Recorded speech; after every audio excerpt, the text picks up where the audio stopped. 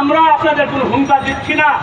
আমরা চাই আপনারা সহজভাবে আমাদের দাবিগুলি মানবিক দৃষ্টিতে চিন্তা করুন।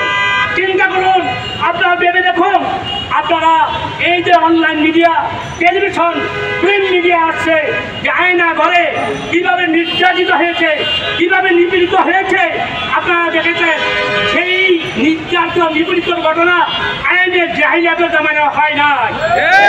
এই হাসিনা যেই নাটক এই দেশে করেছে, এই জন্য আমরা মুখ দিয়ে বলি তারা আমার ভাই, কিন্তু কোরআন যে ঘোষণা করেছে সমস্ত মুমিন আমাদের ভাই, কিন্তু বাস্তবতায় আমরা অন্তর থেকে তাদের ভাই হিসাবে মেনে নেইনি। এটা কারণ আমরা মুখে বলি আমরা মুমিন, আমাদের লেবাস, চেহারা, আমাদের আচরণে আমরা মুত্তাকির ভাব নিয়ে চলি, কিন্তু আমাদের অন্তরের ভিতরে নিভাগ করা। চিৎকার দিয়ে লাভ হবে না। আপনারা যদি ইস্তেকামত থাকেন, স্থির থাকেন, যদি আপনারা অন্য কোনো নিয়ত না থাকে যে আমরা মানুষের কাছে মানুষ আমাদের চিনবে, জানবে, না, আমাদের উদ্দেশ্য একটাই, যতক্ষণ পর্যন্ত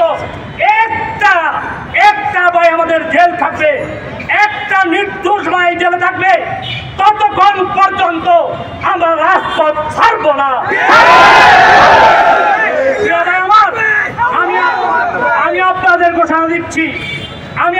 ঘোষণা দিচ্ছি যে যতক্ষণ পর্যন্ত একটা ভাই জেলের ভিতরে থাকবে, ততক্ষণ পর্যন্ত আমি রাজপথ ছাড়ব না। আপনারা তো আছেন এই হাসিনা, ফ্যাসিস্ট হাসিনা, এই হাসিনার সময় আমি কারাগারে ঘুরেছি, কারাগারের কর্মকর্তাদের সাথে ঘুরে দেখেছি কিভাবে নির্মমভাবে তাদেরকে হেয় করা হয়, প্রতিবন্ধ করা হয়, কিভাবে শুধু দাঁড়িয়ে এবং টুপির জন্য কিভাবে অত্যাচার করা হয় আমি নিজে দেখেছি।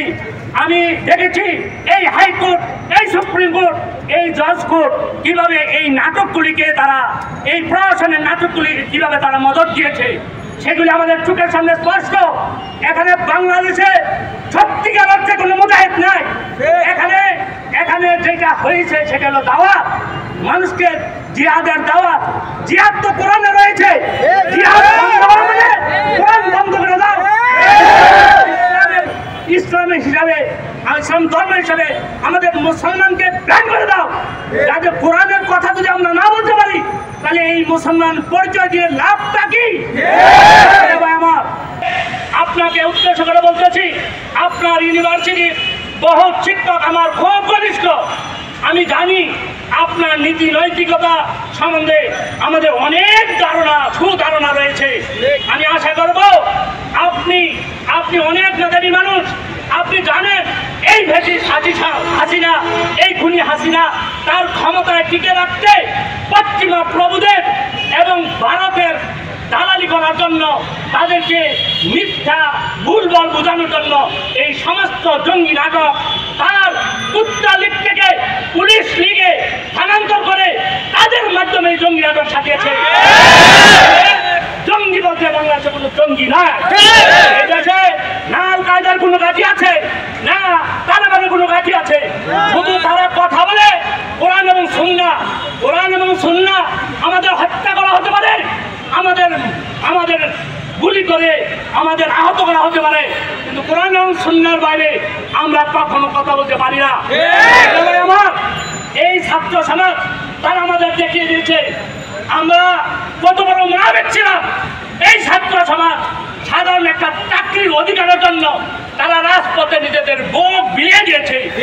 তারা যদি দুনিয়ার স্বার্থের জন্য তারা নিজেদের জীবনের মায়া পরিত্যাগ করতে পারে, তাইলে দুনিয়া এবং আখিরাতের স্বার্থ এবং কল্যাণের জন্য, চিরস্থায়ী জান্নাতের জন্য কেন আমরা রাজপথে আমৃত্যু থাকতে পারবো না?